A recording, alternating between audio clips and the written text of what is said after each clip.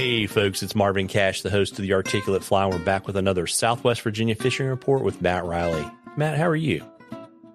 I'm doing all right, man. I'm recovering from a baby-born illness I've been struggling with for the last week or so, but we're staying out there. Yeah, it's kudos for not missing any days on the water. It's kind of amazing. When you told me that, it made me think about when our boys were little and they first started to go into daycare, and they would bring home this like Little House on the Prairie plague, and they would like spit up a tablespoon, and then you were in bed for like 4 days. Yeah, well, it's a funny story about that. Finnick had been not in daycare for quite a while, and he started like 1 day a week a couple weeks ago. I think we've been sick twice since then.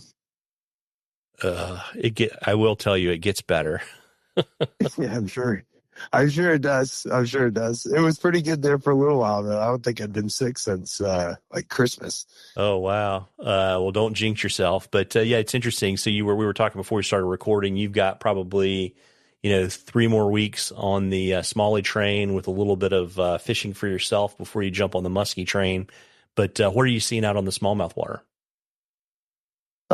We are fairly in transition. We're getting into that kind of odd in between fall, late summer time frame. The water temps have been kind of all over the place in the last couple of weeks. Been all the way down to the like mid to upper 60s, mid to lower 70s, upper 70s.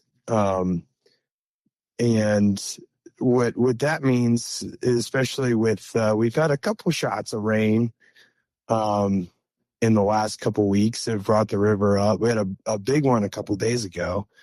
So it's brought some kind of power fishing techniques back into the arsenal. The fish have been a little more, a little less buggy, particularly in the mornings, and a little more willing to chase things fairly aggressively when the water temps have been kind of stably low, especially with some little bit higher flows. But, when we have those couple, warm afternoons and lower water and, couple warm days in a row, the bug fishing's been pretty good too. So it's a real grab bag, and we're just kind of reading the weather and conditions day to day like we always do. And in certain places, it kind of seems like we've been seeing some fish potted up like we will usually late September. And I mean, we're pretty close to late September. So, things are definitely changing. Yeah, it's interesting. I think Ellis screwed up the weather forecast again, because I looked at the weather, and it's going to actually, warm up a decent amount kind of in this part of the world for the next week to 10 days. Yeah, that's on you for listening to him. Well, I was just going to encourage people to bet on the under for whatever his earliest snowfall date is. Yeah. So as we kind of move deeper, into fall and things start to kind of more consistently cool off, right? You mentioned the fish potting up. I also would imagine they're going to start to kind of move kind of out of the riffly water and kind of move into the deeper stuff and kind of get ready to kind of hunker down. Not necessarily. There's a long ways between, upper 60s, low 70s, and, upper 40s, 50s degree water temperatures. They'll, once things really start to cool down, they will feed fairly well, for a couple of weeks, in preparation for, that cold weather that's coming. And that's still several weeks off, but, we still got warm water and fish being, riffly water smallmouth right now. So that's definitely still a thing. And particularly, before this last shot of rain, things have been real low. And when that's the case, they do tend to hang out oftentimes in the upper and lower extents of pools, closer to the moving water, just where you have some decent current. So I wouldn't say that's changed a ton just yet. And we I feel like I say this a lot, but when you're floating down the river, just kind of pay attention to where you're seeing food too, you know. If you're still seeing minnows and sunfish and things, you know, right up against the bank and up in riffles and little eddy pockets and stuff, then, you know, you're still good to go. Got it. And, you know, folks, we love questions on the articulate fly. You can email them to us or DM me on social media. And if we use your question, I will send you some articulate fly swag.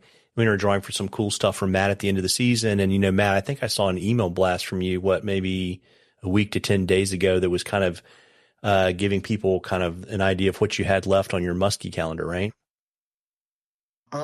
Yes, probably. Kind of a general update on everything, but Muskies are definitely kind of the, you know, what's in the immediate headlights right now. I'll start doing some trips there kind of mid to late October. I mean, we can fish them now. I mean, I've been a couple of times toting some musky gear along with us, smallmouth fishing, just to kind of poke around some likely areas and see what's up. But they'll really start getting hot and heavy kind of late October, early November, and carry it through February, early March. Yeah, I mean, there's some pretty popular windows that have pretty much come offline at this point, but certainly if you'd like to get out musky fishing this year, so to learn more about it, just give me a shout. We booked a lot in that, you know, November, December time frame, January. So, but there's still plenty left, and a couple good, you know, I say good, but what most people would consider prime moon dates. So give me a shout if you're interested, for sure. Yeah, and you also, if I remember correctly, you were teasing your striper program, right? Yeah, man. That's about halfway booked already, believe it or not. We'll be doing some spring spawn and run striper fishing for about 3 weeks. After our smallmouth start spawning, you know, middle April or so, through early May is when we'll be striper fishing. That's a cool program. Something a little, you know, we've been working on it. It'll be new for me this year. Just a chance to kind of get out of town while our smallmouth are creating the next generation, and take some pressure off of our smallmouth fisheries and do something that's firing pretty hot at that time.